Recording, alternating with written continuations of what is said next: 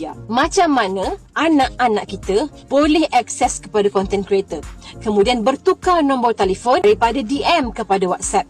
Itu yang pertama. Yang kedua, kawal anak-anak. Jangan bagi mereka ada akaun TikTok. Jangan bagi mereka ada akaun Instagram. Jangan bagi mereka ada Twitter.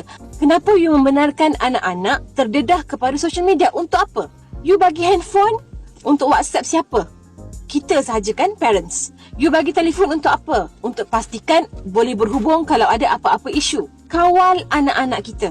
You have the responsibility untuk make sure anak-anak ini tidak terdedah kepada bahaya. Itu tanggungjawab ibu bapa. Kalau you nak bagi handphone, pastikan anak-anak ini tidak ada akses kepada perkara-perkara yang tidak sepatutnya. Tindakan ibu dalam kes ini untuk memeriksa telefon anak is good already. Apabila berlaku perkara tersebut, dia terus block.